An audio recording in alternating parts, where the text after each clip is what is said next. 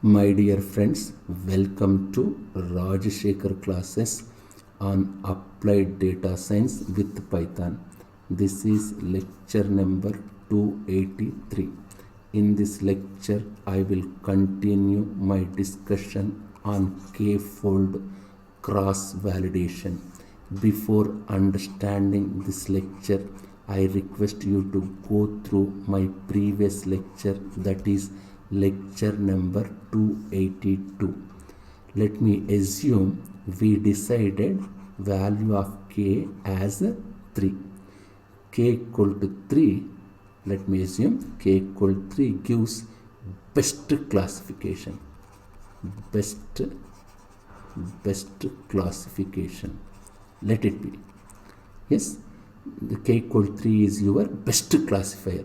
You plot this and saw that your k equal to 3 gives the best accuracy. It gives the, let me assume, it gives the best accuracy. Then you will say that the final function, that my function f, that is knn, let me say my f now, it becomes 3nn. Why? Because my k equal to 3. And how do you get this 3? That is important. How do you get this number 3? You got this 3 by plotting these accuracies, plotting these average accuracies. Just let me say, I am plotting average accuracies on y-axis. We got, let me say, this is, let me assume, this is my k equal to 3. This is, therefore I can say on x-axis I am taking k equal 1, 2, 3, so on till k equal to n. For k equal to 3, I am getting, on y-axis I am keeping average accuracies. We got this 3 by plotting average accuracies on fourfold cross validation. How do you compute your nearest neighbor? Now, using whole of dtrain, now if you are given a query point, how do you compute your nearest neighbor? You use the whole of dtrain for nearest neighbor, and you take 3 nearest neighbors to decide the class, label. So you are not wasting any of your data. You are using all of your 80% data. In dtrain, you are using entire 80% of data, isn't it? In training, to determine nearest neighbor, we are using all the data present in dtrain, that is 80% data, to determine nearest neighbor. We are using all of your data as we wanted. What about the previous case? We are using 60% of data, isn't it? 60% of dtrain to compute nearest neighbor, because we are wasting other 20% to compute k. Here we are smart by breaking up the data and using all of the data to train your nearest neighbor. How do you determine what is the accuracy of your model? It's very simple. Take your d-test like other cases. You compute accuracy of 3nn. You compute accuracy of your 3 nearest neighbor on d-test. On d-test, isn't it? Accuracy of your 3nn on d-test, and report that accuracy. Calculate that accuracy and report that accuracy. And report that accuracy. Whatever accuracy you will get. Now let's assume you are getting 93% accuracy. You are getting, let me say, 93% accuracy. We say 93% accuracy of 3nn on unseen data. This 93% accuracy on unseen data. This is important. 93% accuracy on unseen data. Why are we so confident that the data is unseen data? Because we never used, because We never used d-test anywhere.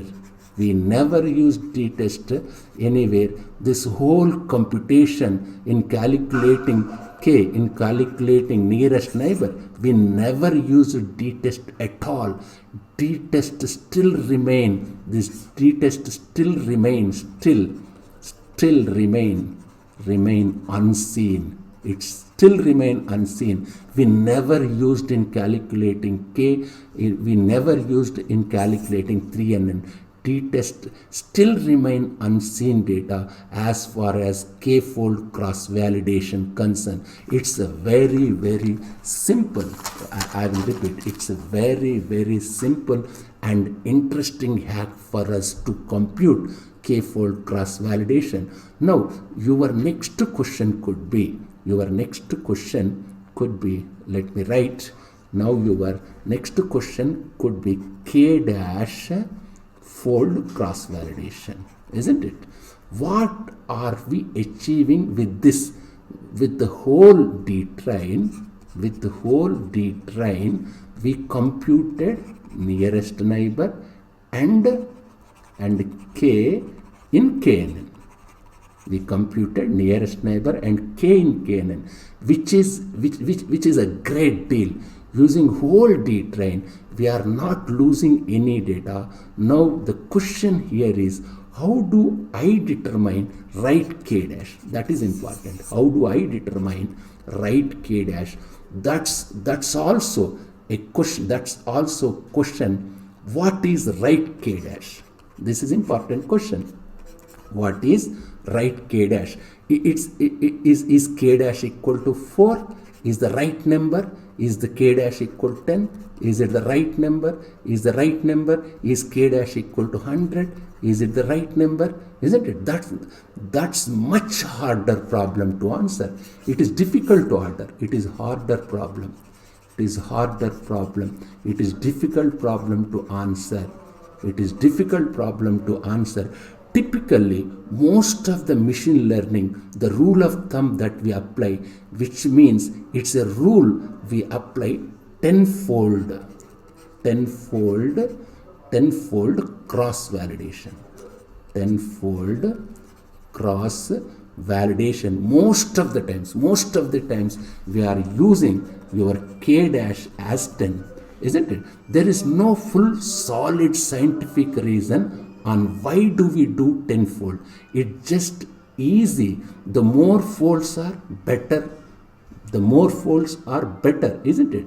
The rule of thumb that we apply, which means it's a rule, we apply tenfold cross validation most of the times. Fully solid scientific reason why do we do tenfold? It is just easy. The more folds, the better.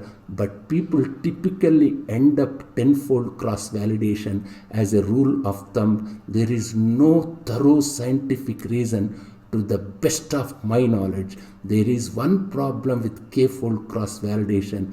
Remember, when I am doing k-fold cross validation, you are repeating k equal to 1 multiple times. Earlier, we only do k equal to 1 for once, but now I am repeating it for k times, isn't it? For k equal to 1, we repeated 4 times. For k equal to 2, we repeated 4 times. For k equal to n, 4 times. In the case of 4 cross validation, isn't it? So the time it takes to compute optimal k, the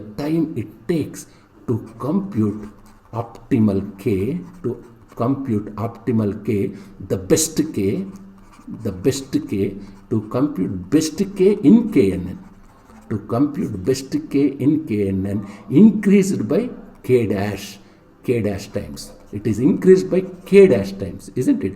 K dash is k in k fold.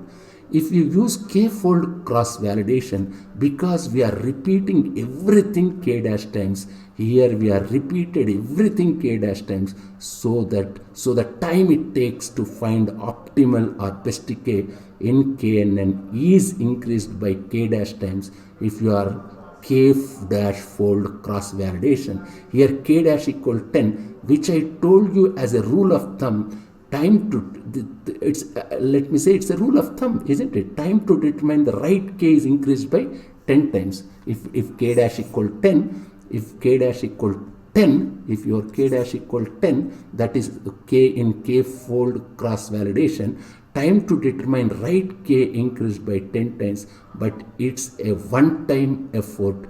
We don't always find what is the best k, like every time you get query point, you do it once, you are done. So it's okay because it is one time effort. Just go through this lecture. If you have any difficulty, just keep a comment. In my next lecture, I will explain visualizing, train, cross validation and test data sets. Thank you very much.